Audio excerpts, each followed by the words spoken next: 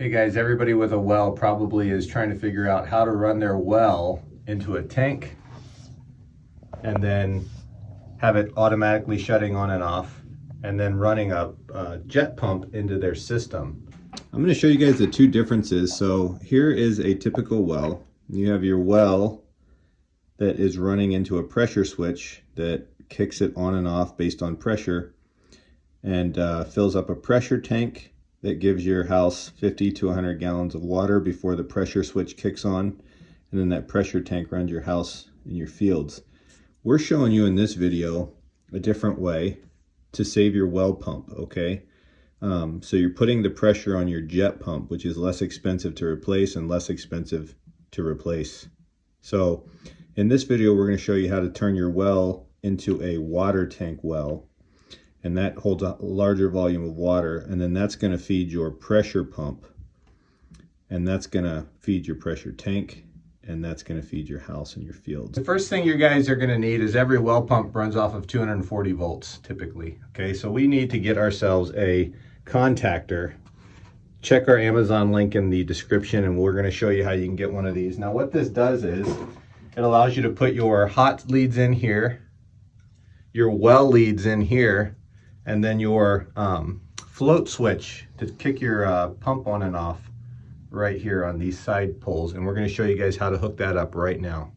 So here we are on our Amazon store. You can see this in the description link. And you want to get a 2-pole, 30 amp, 240 volt. Right there it is. Okay. And so what you're going to want to do is, we have our, it looks complex, but it's not. Okay, so we have our breaker right here. So 120 volts coming into this side and 120 volts coming into this side. And then we have our well control box coming. This is going to our well control box, and then our well control box goes to our well pump. Okay, so then what are these sidebars for? Here's a sidebar and here's a sidebar. Okay, we're going to show you how to make this contactor work. So this is 240 volts. So 120 volts is going to go, one leg's going to plug in here. One side of your float switch is going to plug in here. The other side is going to plug into the side here, okay? This side, you're going to hook one leg in here, and you're just going to connect it directly to this. So when that float switch goes down, the water table goes down, and the ball falls forward, it's going to kick the pump on, and it's going to complete this circuit. And this circuit will already be there. And that will turn our contactor on, and it'll tell the well pump to turn on. And then when the well fills up and this thing flops upside down and the ball comes back, it'll shut it off. Okay guys, on top of our contactor, we're going to need a float switch. Check our Amazon link for the best deal on one of these float switches. This is what it looks like, okay? It's got a cord on it. We're going to show you how all that works, but this goes in the tank. So when the tank fills up, the ball drops and it shuts the pump off. And then when the tank gets low, it kicks it on so that it tells this contactor to turn the well on, okay? So you can extend this. A lot of guys extend this and even put weights and different things to make the tank fill up more or less. See, the shorter it is, the less you have to, the less amount of water it takes to fill up. But the longer you get it, the more water it takes. So the goal is to not put as much pressure on your well pump, which is really hard to pull. This is designed to allow it to kick on and off once a month.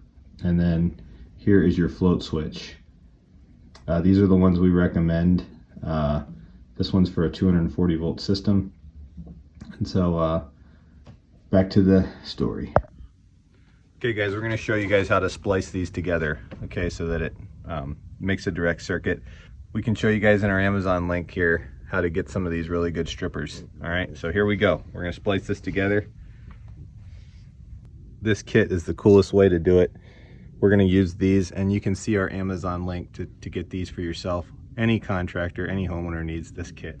These are the soldering seal wire connectors. We simply put this wire in here and this wire in here like that. You guys can see the solder starting to melt in there. We want to do our ends here, shrink those up. Shrink this one up.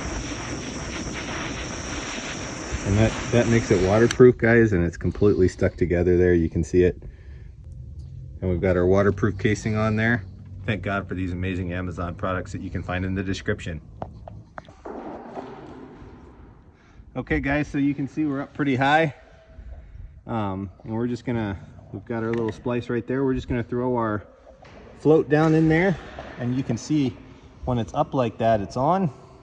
And then we just want to adjust our cord to turn on and off so the tank maybe stays about half full. Okay guys, so on one side we're putting the power, our 240 power from our breaker. Okay, it doesn't matter which side we put our power into. And then on the other side, this side, we're going to put our well, okay, our well power. So we're going to do that right now. Okay guys, so we got the best strippers in the world, and we're hooking up our float into our contactor. And so see, there's a little port that says insulated. So we're going to put it right there, and we're going to, okay. So then what are these sidebars for? Here's a sidebar and here's a sidebar.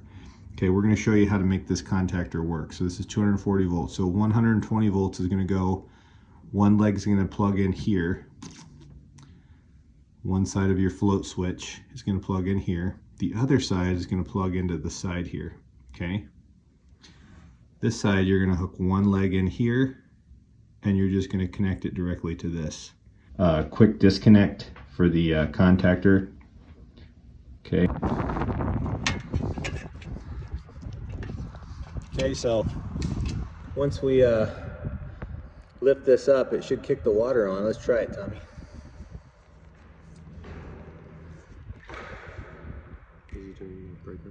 No. All right guys, this time we got the breaker on.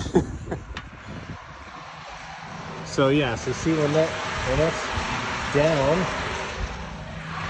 it kicks your well on.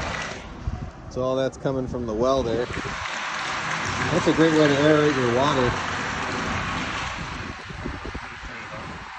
Yeah, no. Yeah, go ahead and float it up. All right, so see when that kicks off, it shuts the water off. Okay guys, a really important part when you're putting in your jet pump from your tank. Okay, here's our tank water right here. You want to make sure that if your pump does not have a check valve on it, meaning that the water doesn't go back, you want to make sure that you put a check valve on it. So we've got our 1 1/4 inch check valve, and you want to make sure that the check valve is pointing in the right direction, the flow of the water. So we're flowing that into here. That's going to pressurize it. We're going to pump that into our system. We'll keep you guys updated.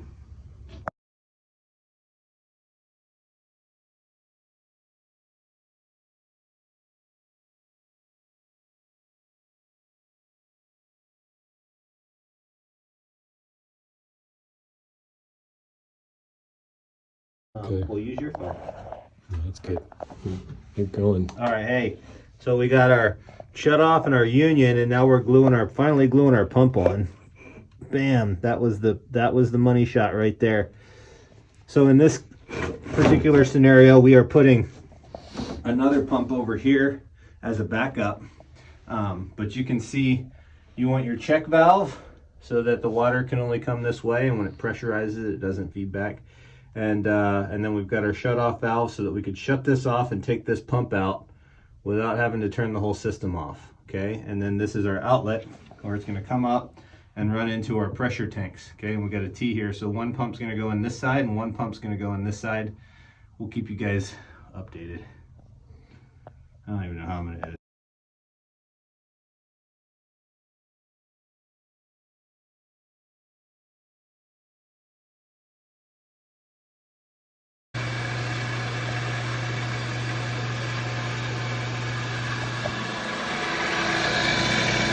Okay guys, so we just got our pump turned on and getting apart. Thanks for watching. Please buy our products on our Amazon link.